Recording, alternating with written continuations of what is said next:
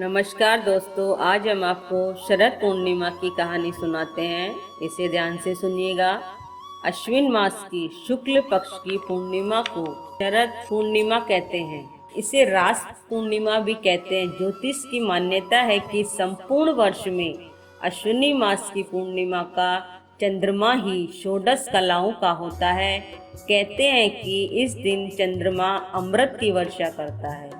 शरद पूर्णिमा के दिन शाम को खीर पूड़ी बनाकर भगवान को भोग लगाए। भोग लगाकर खीर को छत पर रख दे और रात को भगवान का भजन करे। चांद की रोशनी में सुई पिरोए।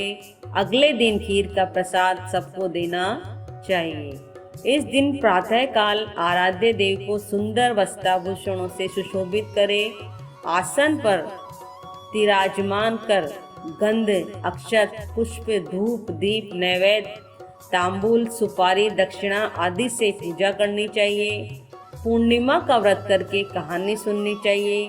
कथा सुनते समय एक लोटे में जल, गिलास में गेहूं, दोनों में रोली तथा चावल रखे। गेहूं के 13 दाने हाथ में लेकर कथा सुने।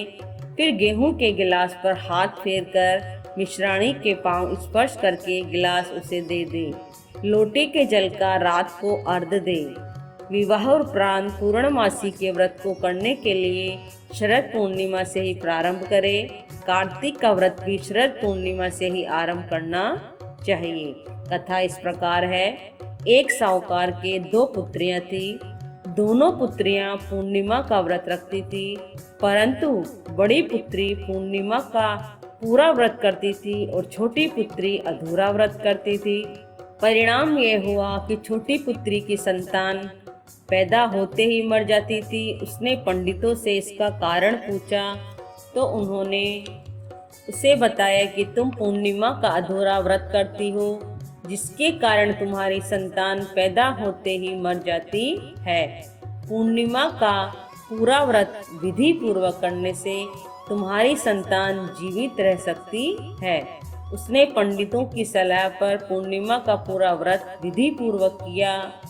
उसके लड़का हुआ, परंतु शीघ्र ही मर गया। उसने लड़के को पीढ़े पर लिटाकर ऊपर से कपड़ा ढक दिया। फिर बड़ी बहन को बुलाकर लाई और बैठने के लिए वही दे दिया। बड़ी बहन जब पीढ़े पर बैठने लगी तो उसका घाघरा बच्चे को छू गया। बच्चा घाघरा छूते ही रोने लगा। बड़ी बहन बोली, तू मुझे कलंक लगाना चाहती थी, मेरे बैठने से यह मर जाता। तब छोटी बहन बोली, ये तो पहले से ही मरा हुआ था, तेरे ही भाग्य से यह जीवित हो गया है, तेरे पुण्य से यह जीवित हुआ है।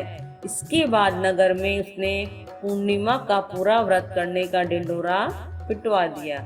आपको ये कहानी कैसी लगी? इसे लाइक कीजिए, सब्सक्राइब कीजिए और बने रहिए चैनल के साथ। जय जय श्री राधे।